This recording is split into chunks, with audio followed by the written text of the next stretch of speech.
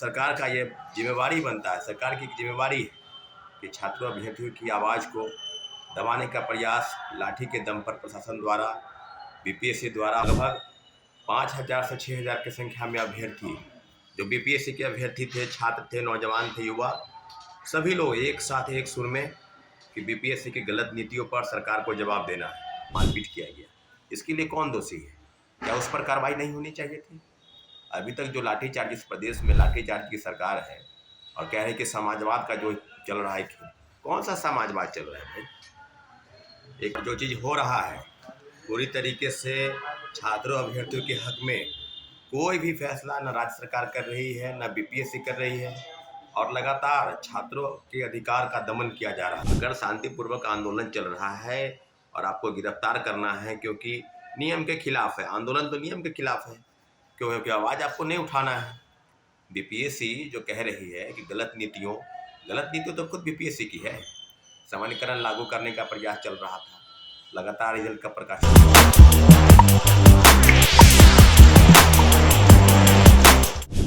नमस्कार साथियों, जय हिंद।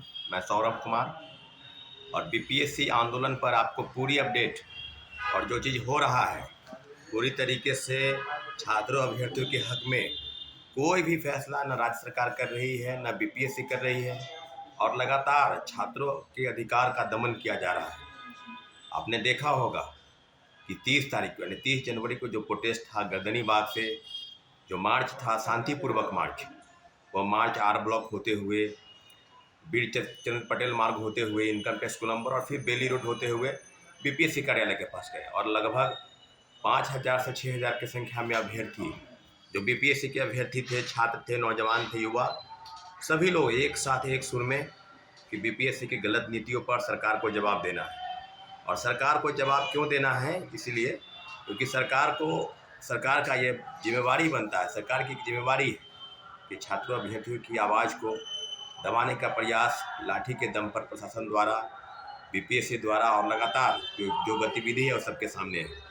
और बहुत ही दुखद है कि हमारे 42 से 43 साथियों को डिटेन किया गया, उनको गिरफ्तार किया गया और कल जिस प्रकार से कई वीडियो फुटेज सामने आ रहे हैं, कई अखबारों के पन्नों पर ये छपा है, देखा जा रहा है कि शिक्षकों के साथ, अभ्यर्थियों के साथ प्रशासन द्वारा जो दुर्व्यवहार किया गया, इसके लिए प्रशासन को माफ़ी मांगनी होगी। इसके लिए बिहार सरकार को सोचना होगा कि किस प्रकार का तानाशाही व्यवस्था इस राज्य में चल रहा है। आपने देखा होगा कि शिक्षक जो रामांशु सर हैं, वो विगत 18 तारीख से धरने पर बैठे हैं और धरने पर बैठने के बाद भी जब छात्रों के समर्थन में वो बीपीएससी कार्यालय के पास आए, बैठे हुए थे, तो बर्बरतापूर्वक उनके कंधे पर पैर रख के प्रशासन द्वारा, पुलिस द्वारा उनको गिरफ्तार किया गया। और एक साथी अमन है, उसको सचिवालय थाना में बैठाया गया और उसने कहा है कि पुलिस द्वारा मेरे साथ दुर्व्यवहार किया गया, थाना में मारपीट किया गया। तो मैं यही पूछना चाहता हूँ कि आज शिक्षकों को गिरफ्तार करने में क्या, किसी को भी गिरफ्तार कर लीजिए।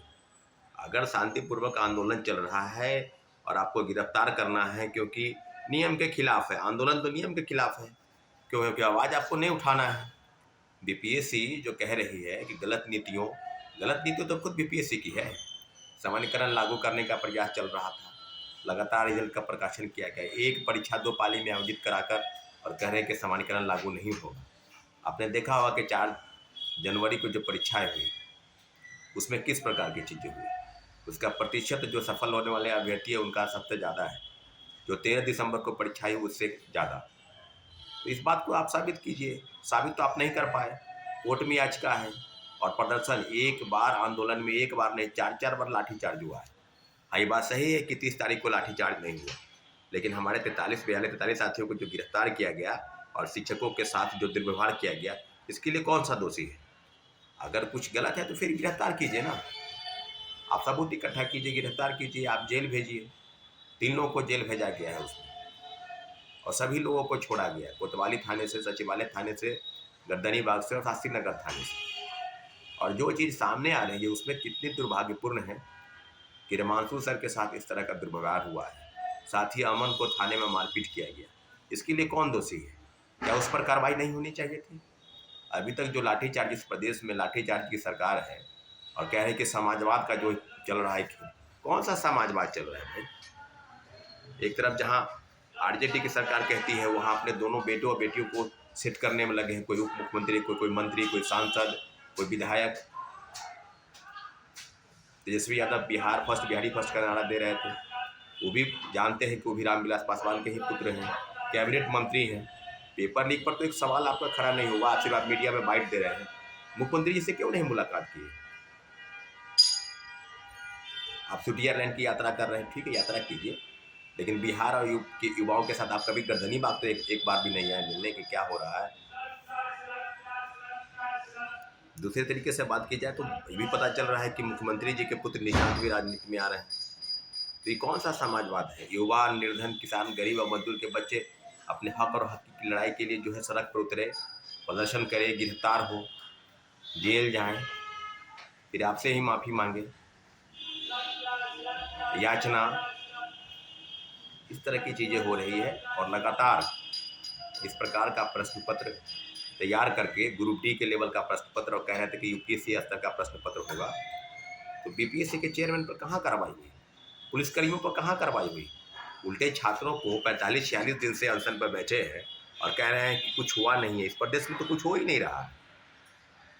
छात्रों और अभ्यर्थियों के सिर्फ बीपीएससी का सवाल नहीं है, सवाल लगभग सभी परीक्षाओं का है। कोई परीक्षा बाकी नहीं है जहाँ पेपर लीक नहीं हुआ है, जहाँ धांधली सेटिंग नहीं हो रहा। सिपाही हो, दरोगा हो, इन्फोर्समेंट हो, सचिवालय सहायक हो, किसी भी परीक्षा में पारदर्शिता नाम की कोई चीज़ नहीं रह गई है। और लगातार युवाओं से आह्वान किया जा रहा है कि अपने हक के लिए आप सड़क पर उतरिए, आंदोलन करें, प्रोटेस्ट करें, जो भी करना हो लोकतांत्रिक तरीके से करें।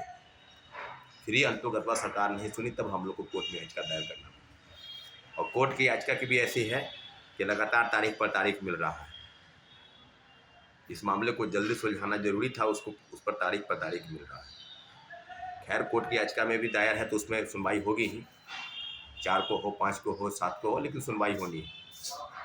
लेकिन जिस प्रकार का कुकृत, जिस प्रकार की लापरवाही और जिस प्रकार से प्रशासन का जो खेल इस प्रदेश में चल रहा है कि शिक्षकों को गिरफ्तार किया गया, वो उनके साथ इस प्रकार से आप उनके कंधे पर पैर रख रहे हैं, इस तरह का जो है, ये कोई पाकिस्तान और दक्षिण कोरिया नहीं है, ये लोकतंत्र की सरकार है। चुने हुए वोट से आप सरकार बनाते हैं और इस प्रकार का दुर्व्यवहार आप कर रहे हैं, पूरा देश देख रहा है। शर्म आनी चाहिए आपको ऐसी व्यवस्था को। इसलिए आग्रह है कि ऐसे व्यवस्था को बदलने के लिए सारे युवा एकजुट हो और फिर से हम लोग प्रोटेस्ट की तैयारी कर रहे हैं। धन्यवाद। जय हिंद।